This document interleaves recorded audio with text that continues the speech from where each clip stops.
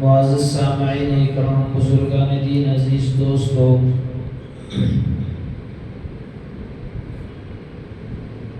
گزشتہ جمعہ بھی یہی آیت اور ایک شعر بھی میں نے پڑھا تھا کہ ماتم وہ کرے جو منکر ہو شہداء کا، ہم زندہ جاوید کا ماتم کیا نہیں کرتے۔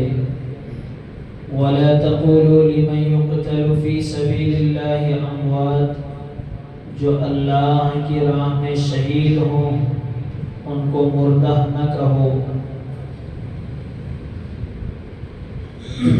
جیسا کہ اب تمام احباب کو معلوم ہے کہ محرم الحرام کا مہینہ، اور اس میں عام طور پر یہ سمجھنا کہ یہ منحوس مہینہ ہے، یہ غم کا مہینہ ہے،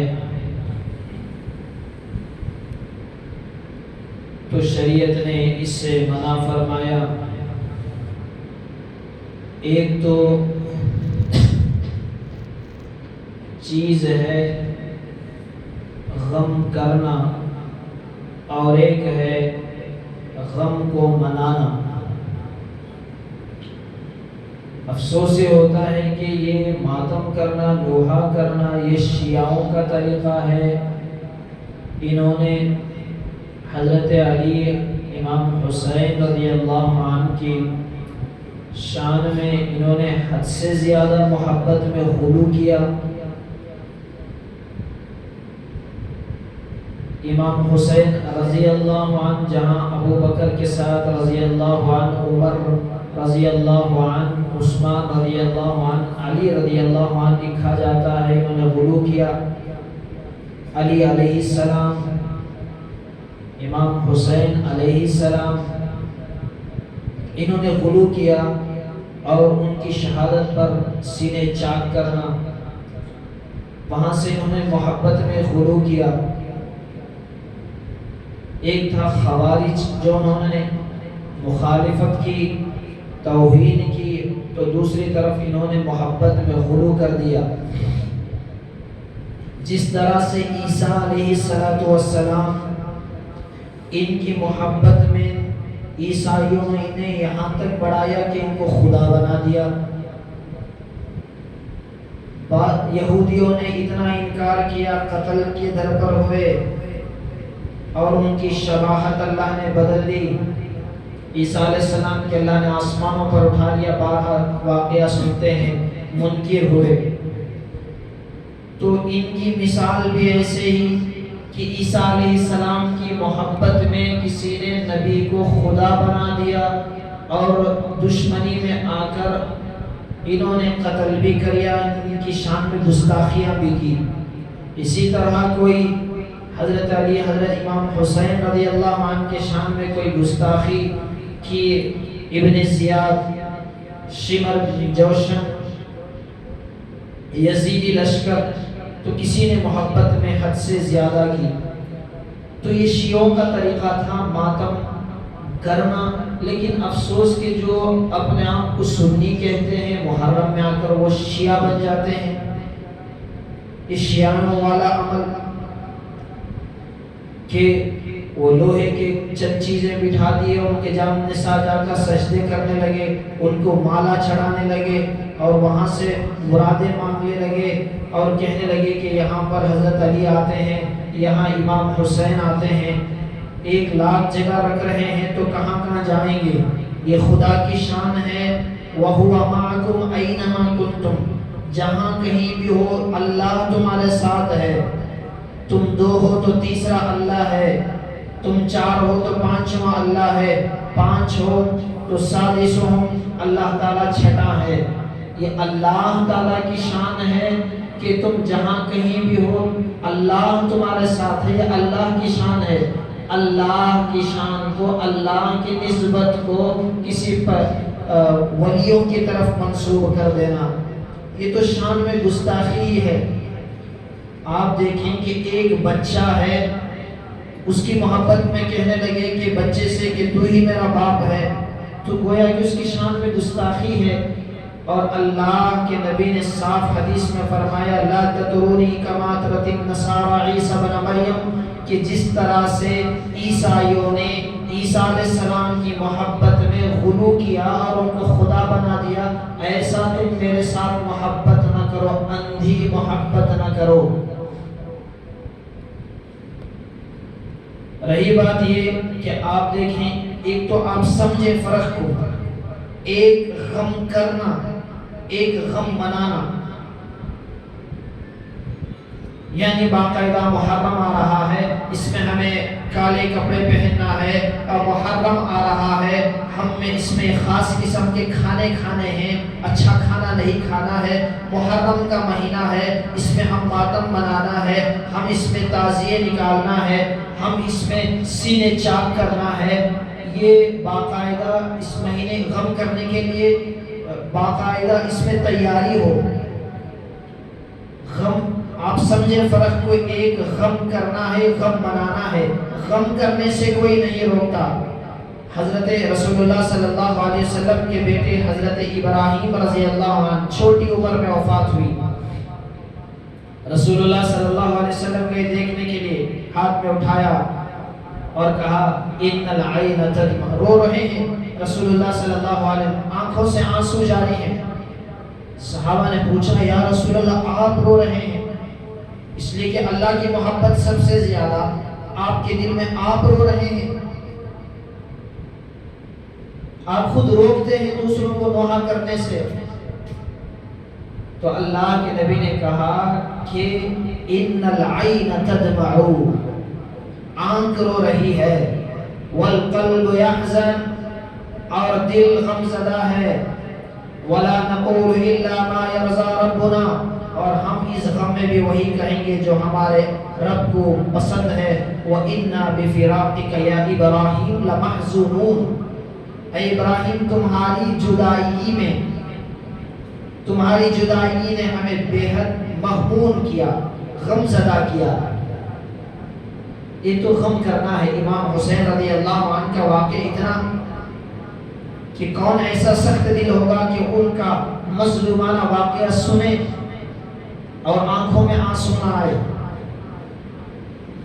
لیکن ماتم منانا، غم کرنا الگ چیز ہے، غم منانا الگ ہے۔ غم منانا اسے کہتے ہیں کہ لوگ دیکھیں، دل میں غم ہو یا نہ ہو۔ غم کرنا اسے کہتے ہیں کہ کوئی بھی لوگ نہ دیکھے، غم دل میں ہوتا ہے۔ غم ایسی چیز نہیں بتانے کے لیے کہ بھائی آؤ دیکھو، کہ کسی کے گھر میں موتا ہو جائے، ماں مر جائے، باپ مر جائے، وہی نہیں کہتا کہ آؤ دیکھو میں کیسے روتا ہوں، آؤ دیکھو میں کیسے کپڑے پہن کے روتا ہوں۔ پہلے باقاعدہ عورتیں ہوا کرتی تھی کہ گھر میں یہ طریقہ ہوتا تھا، شادی کا گھر ہوتا تھا، اس میں ناچنے والیوں کو بلاتے تھے، اور جب میت کا گھر ہوتا اس میں غم کرنے والے، نوحہ کرنے والے عورتوں کو بلایا جاتا تھا۔ وہ ان کے دل میں تھوڑا برابر بھی غم نہیں ہوتا تھا، وہ ایکٹنگ کرتے تھے رونے کی، نوحہ کرتے تھے، ہائے ہائے دیکھو یہ کیسا مر گیا۔ تو یہ امام حسین رضی اللہ، آپ دیکھیں کہ کتنا بڑا غم، کتنی بڑی پریشانی۔ عبداللہ ابن عمر رضی اللہ عنہ کے پاس کتنے کوفہ والوں نے کتنا بڑا ظلم کیا۔ امام حسین رضی اللہ عنہ کو کوفہ والوں نے یہ خط لکھا کہ آپ آ جائیں، ہم آپ کے ہاتھ پر بیعت کرنے کے لیے تیار ہیں۔ امام حسین رضی اللہ عنہ کوفہ کی طرف، صحابہ نے روکا کہ آپ کوفہ کی طرف نہ جائیں، آپ کے والد کو بھی دھوکہ دے کر مارا ہے، کوفہ کی طرف نہ جائیں۔ تو امام حسین رضی اللہ عنہ نے اپنے چچا زاد بھائی ابو مسلم خولانی کو بھیجا کہ جاؤ دیکھو کہ یہ جو کہہ رہے ہیں اہل کوفہ والے کہ تم آ جاؤ، تمہارے ہاتھ پر ہم بیعت کرنے کے لیے تیار ہیں۔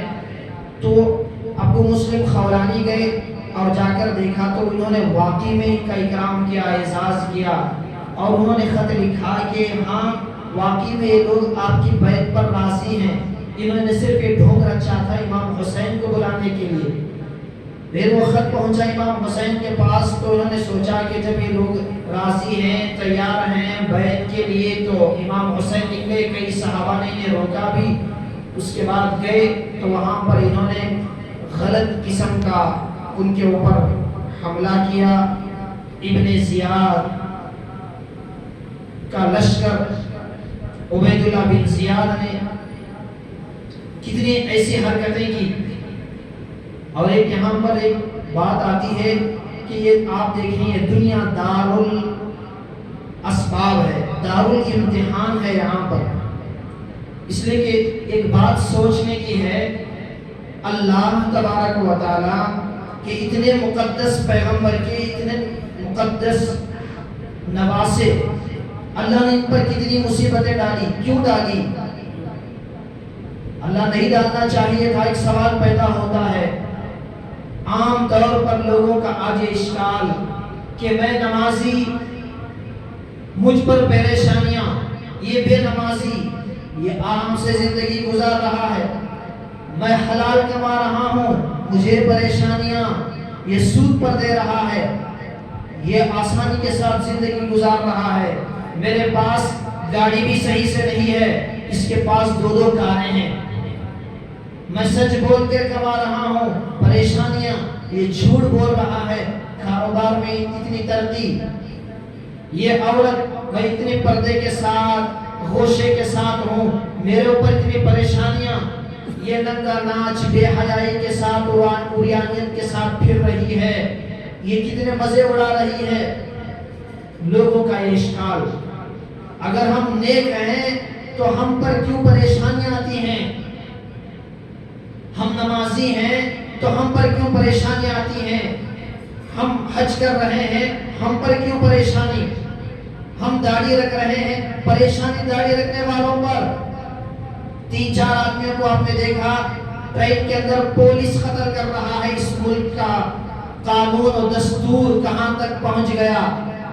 اور اس ملک کو چلانے والے بیٹھے، ان کی تعلیم کیا ہے کہ جس ہتھیار کو قانون کی حفاظت کے لیے استعمال کرنا چاہیے تھا، لوگوں کی جان بچانے کے لیے استعمال کرنا تھا، لوگوں کی جان لینے کے لیے استعمال کر رہے ہیں.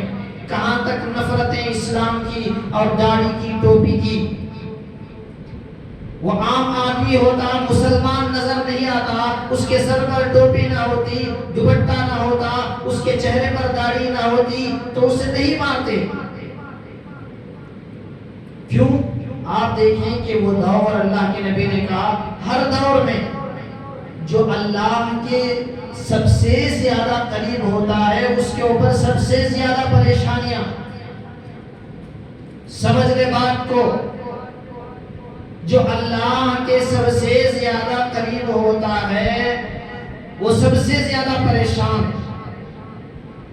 اس کی وجہ بتاتا ہوں میں. آپ پوچھیں کیسے؟ اللہ کے سب سے زیادہ قریب کون؟ رسول اللہ صلی اللہ علیہ وسلم. ان کے صدقے سے دنیا بنی، ان کے صدقے سے دنیا بنی، اور سب سے زیادہ پریشانیاں رسول اللہ صلی اللہ علیہ وسلم کو.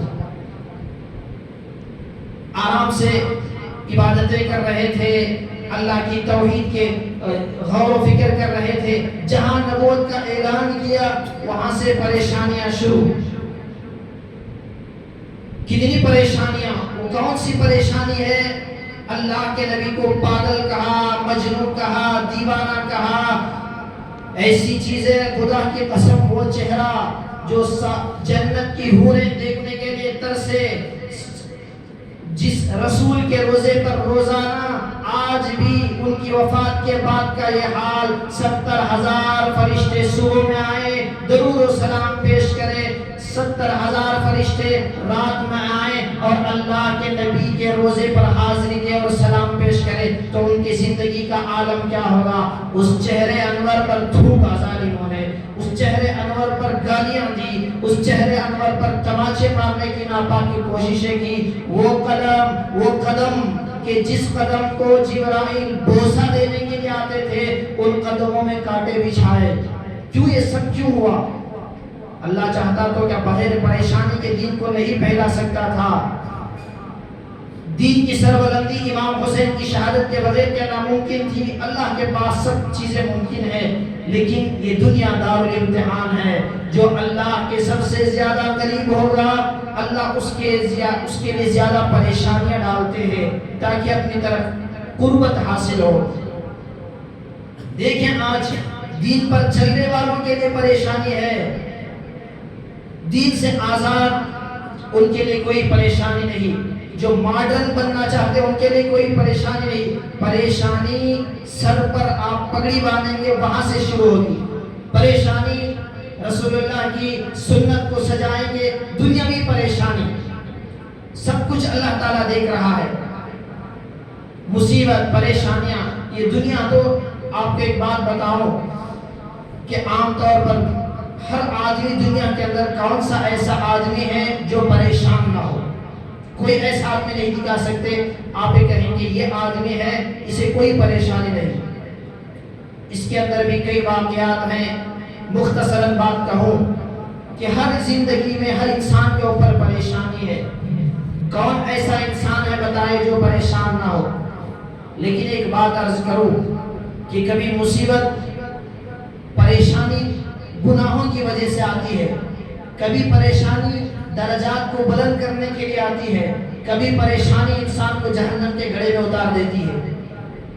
اب ہر انسان کو ظاہر ہے پریشان ہے، تو اب انسان کیسے معلوم کرے کہ یہ جو مجھے پریشانی آئی ہے یہ میرے گناہوں کی وجہ سے ہے، یا میرے درجات کو بلند کرنے کے لیے ہے، یا یہ پریشانی مجھے جہنم کی طرف لے جانے والی ہے؟ کیسے معلوم کرے؟ 3 سبب ہیں۔ ہر انسان پوائنٹ ٹو بی نوٹڈ، اس بات کو نقش کرے، ہر انسان اپنے دل میں اتارے، 3 چیزیں ہیں۔ ہر انسان پریشان، تو دیکھیں کہ اس کی پریشانی کیوں آئی ہے، کیسے معلوم کرے؟ لوگ پوچھتے ہیں کیسے معلوم ہو کہ یہ پریشانی میرے گناہوں کی وجہ سے آئی ہے، یا یہ پریشانی مجھے اللہ تک لے جانے کے لیے، قربت کے لیے ہے، یا یہ پریشانی مجھے جہنم تک لے جانے والی، کیسے معلوم ہو؟ علماء نے 3 سبب بیان فرمائے۔ پہلا سبب، ایک انسان پریشانی آئی، پریشانی کے بعد وہ پریشانی آنے سے پہلے نمازیں نہیں پڑھتا تھا، نمازیں پڑھ رہا ہے۔ پریشانی آنے سے پہلے چہرے پر داڑھی نہ تھی، چہرے پر داڑھی آ گئی۔ پریشانی آنے سے پہلے سود میں مبتلا تھا، سود کو چھوڑ دیا۔ پریشانی آنے سے پہلے گرل فرینڈ، بد نگاہی، زنا، گندی فلمیں، پریشانی آئی چھوڑ دیا۔ جھوٹ، دھوکہ، پریشانی آنے سے پہلے پریشانی آئی چھوڑ دیا، تو کہا کہ یہ پریشانی پچھلے گناہوں کا کفارہ ہے، اللہ اس پریشانی کے سبب سے اس کے پچھلے گناہ معاف کرتے جاتے ہیں۔ جو پریشانی آئی، سمجھ میں آئی بات؟ پہلی بات، انسان گناہ کرتا ہے، اس کے بعد پریشانی آتی ہے تو وہ پچھلے گناہوں کا کفارہ۔ اب میں مصیبت میں ہوں، دیکھیں یہ مصیبت کیوں آئی؟ پہلے میں گناہوں میں تھا تو یہ میرے گناہوں کا کفارہ ہے، تو وہ استغفار کرے، آئندہ نہ کرنے کا عزم کرے۔ وَلَنُذِيقَنَّهُم مِّنَ الْعَذَابِ الْأَدْنَىٰ دُونَ الْعَذَابِ الْأَكْبَرِ لَعَلَّهُمْ يَرْجِعُونَ، کہ اللہ نے جو مصیبت ڈالی ہے اس پر شکر بھی کرے۔ کیوں؟ اللہ نے مصیبت پر ڈائریکٹ موت دے کر اللہ نے عذاب نہیں دیا، بلکہ مہلت دے کر توبہ کر کے دوبارہ اللہ والا بننے کا موقع دیا ہے، اس پر شکر ادا کرے۔ دوسرا ہے کہ پریشانی آنے سے پہلے بھی نیک تھا، پریشانی آنے کے بعد بھی نیک ہے۔ پریشانی آنے سے پہلے بھی سچ بولتا تھا، پریشانی آنے کے بعد بھی سچ بول رہا ہے۔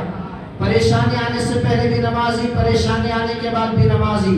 پریشانی آنے سے پہلے بھی حاجی تھا، پریشانی آنے کے بعد بھی پھر اللہ کے گھر کو جا رہا ہے۔ پریشانی آنے سے پہلے بھی رمضان میں روزہ رکھتا تھا، پریشانی آنے کے بعد بھی روزہ رکھ رہا ہے۔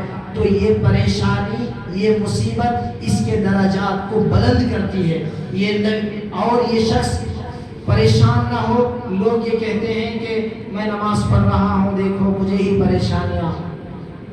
نماز پڑھ کو کیا فائدہ حضرت؟ کیا ابھی مصیبتیں نہیں ٹل رہی؟ اگر تم پریشانیوں کو دور کرنے کے لیے نماز پڑھ رہے ہو تو تمہاری نیت پریشانی دور کرنے کے لیے نماز ہوئی، اللہ کی عبادت نہیں ہوئی. کوئی عورت اس لیے پردہ کر رہی ہے، وہ پردہ کر کے کیا کر رہے ہیں، پردے کے ساتھ کوئی مجھے پریشانی ہے. تو تم اگر پریشانی کو دور کرنے کے لیے پردہ کر رہی ہو تو اس کے اندر اللہ کی رضا نہیں ہے. میں پریشانی دور ہو جائے اس لیے میں داڑھی رکھ لوں، میں اس لیے جھوٹ بولنا چھوڑ دوں کہ میری پریشانی دور ہو جائے، تو یہ پریشانی کو دور کرنے کے لیے عبادت کر رہا ہے. تو آپ دیکھیں کہ اس میں سے جتنے بھی اولیاء آئے، اللہ والے آئے، نبی آئے، تو تم پریشانی کے اس لیے کہ بعض لوگ نماز پڑھ رہے تھے، پریشانی دھندے میں نقصان ہوا، نماز پڑھنا چھوڑ دی. کیا کرو نماز پڑھ کے کوئی مسئلہ ہی حل نہیں ہو رہا. داڑھی رکھا، لوگ برا بھلا کہنے لگے کہ تو داڑھی رکھ کو جھوٹ بول رہا ہے. ایک تو پہلے ایک گناہ کرتا تھا، جھوٹ بولتا تھا، داڑھی مڈاتا تھا، اب 2 گناہ کر رہا ہے، داڑھی بھی مڈا دی. کوئی عورت کہ یہ کیا لباس، کون سا تو نے تیر مار لیا، پردے میں رہ کر یہ کر کے اس نے لباس کو اتار دیا. تو اگر یہ ہے، اس کے اوپر اللہ کیا اجر دیتے ہیں؟ جو مصیبت آنے سے پہلے بھی دین پر ڈٹا رہا، مصیبت آنے کے بعد بھی دین پر ڈٹا رہا، اللہ اس کا حشر انبیاء، صدیقین، شہداء کے ساتھ کریں گے. کوئی یہ چاہتا ہے امام حسین کے ساتھ اٹھے تو مصیبتوں پر ڈٹ جائے. امام حسن حسین سے زندگی میں کون سا گناہ ہوا، کتنی مصیبتیں آئی، سر کاٹ کر ابن زیاد نے چھڑی ماری. حضرت انس نے کہا اے ظالم، ان ہونٹوں کو میں رسول اللہ کے ہونٹوں سے ملتا ہوا دیکھا ہے، خبردار اسے چھڑی نہ لگا. کیوں ان کو پکڑ نہیں آئی؟ فرعون 500 سال تک سر میں درد تک نہیں آیا. کیا اللہ کا ولی تھا؟ سب سے بڑا گنہگار. میں خدا کہتا تھا، خدا کی عبادت سے انکار کرنا الگ بات، یہ کہنا کہ میں خدا ہوں. 500 سال سر میں درد نہیں آیا. کیوں؟ اس لیے کہ کوئی نیک بندہ ہوتا ہے، اللہ مصیبت میں ڈالتے ہیں اور ڈالتے ہیں. آپ دیکھیں کہ کوئی زیور بنانا ہو، آگ کی بھٹی میں ڈالتے ہیں، اسے کوٹا جاتا ہے تاکہ اسے سونا بنانا ہے، اسے جنتی بنانا ہے.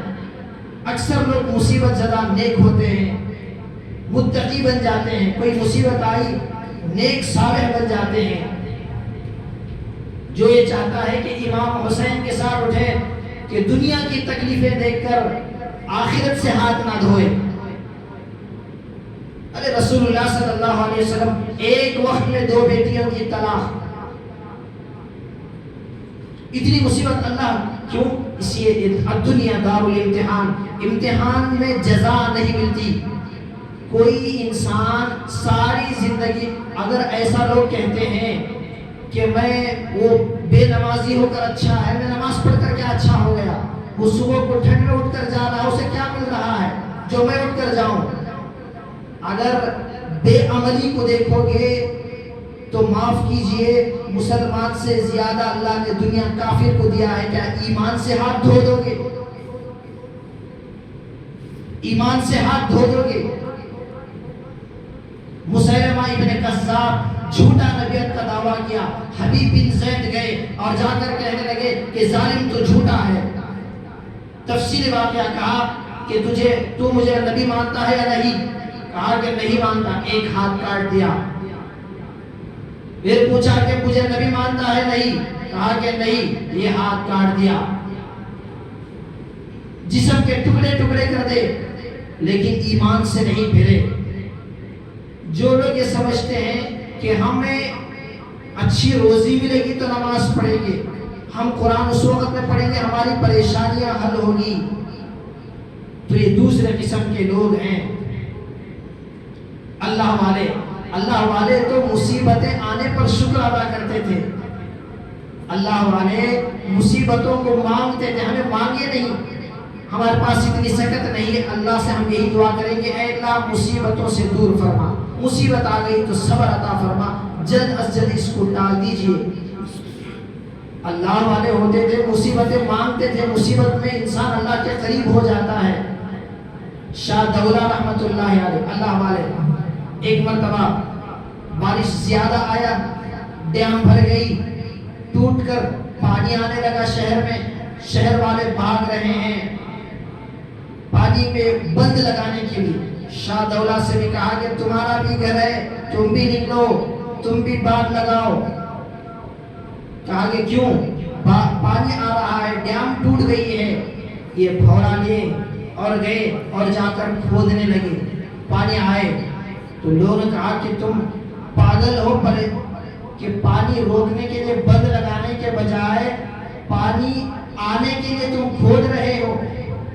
کہا کہ نہیں، جہاں اللہ وہاں شاہ دولہ، جہاں اللہ یعنی اللہ کی مرضی ہے ہمیں ڈبائے تو پانی آ مجھے ڈبو لے۔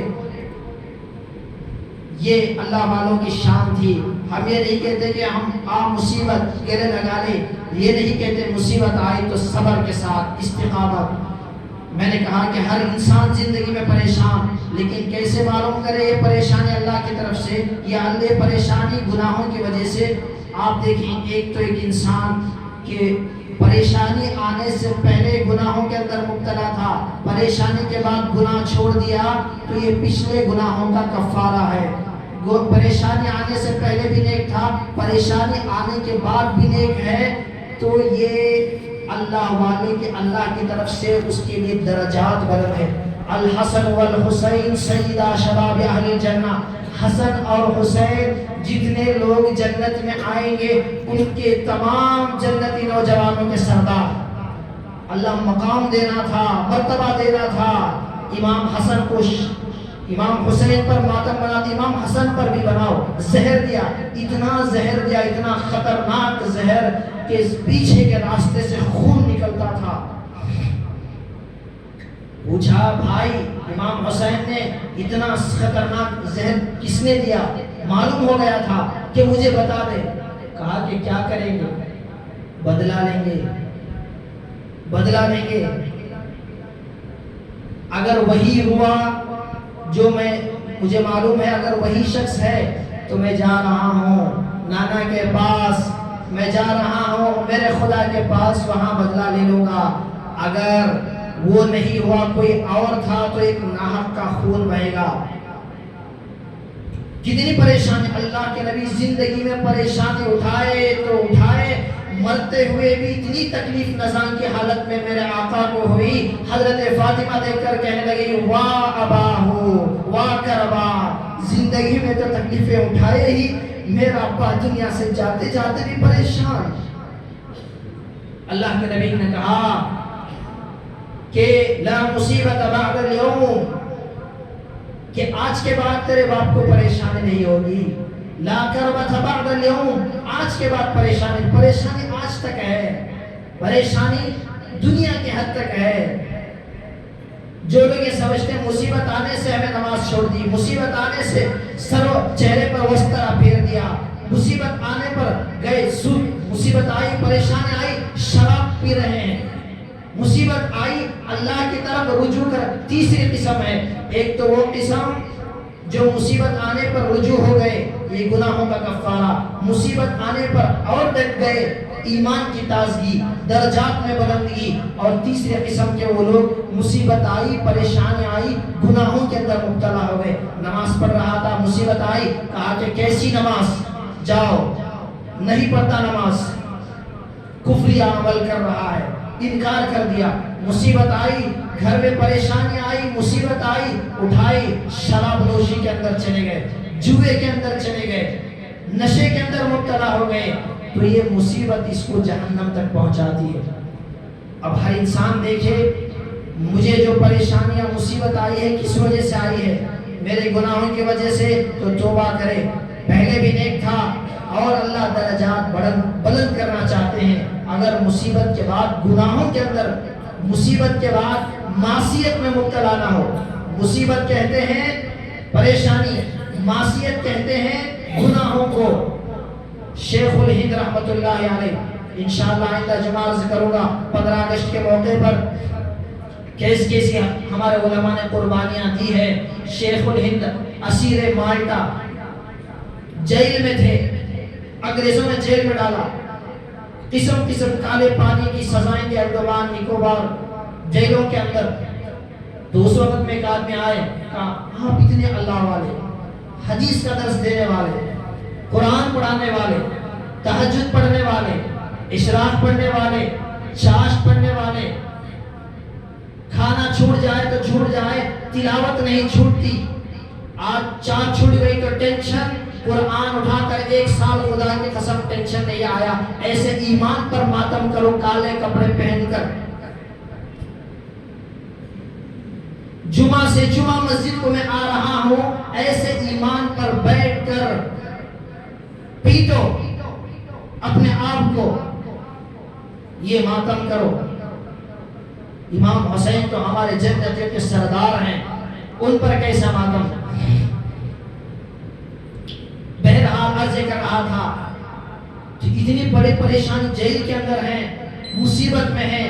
تو اس وقت میں شیخ الہند رحمت اللہ علیہ نے کہا الحمدللہ، اللہ کا شکر ہے، مصیبت میں ہوں، معصیت میں نہیں ہوں. مصیبت ٹل جائے گی، مصیبت ختم ہو جائے گی.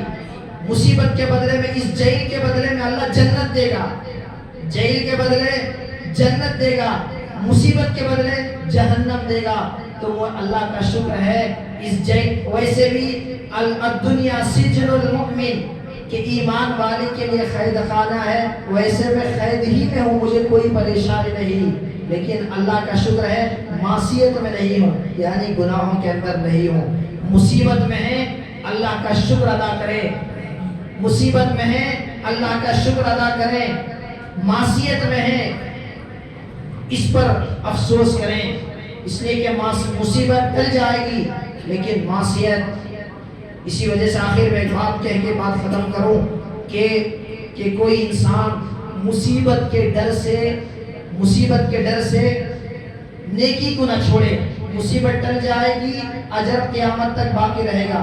فجر کی نماز چھوڑنا، پریشانی، ٹھنڈے پانی میں وضو کرنا، لیکن وقتی مصیبت، وقتی ٹینشن، آدھے گھنٹے کی ٹینشن ختم ہو گئی، اجر قیامت تک باقی رہ گیا. اور اسی وجہ سے کہا معصیت نہ کرو، اس لیے کہ وقتی لذت، آدھا گھنٹہ فلم دیکھ لیا، آدھا گھنٹہ بدنگاہی کر لی، آدھے گھنٹے کا مزہ، لیکن گناہ باقی رہ جائے گا.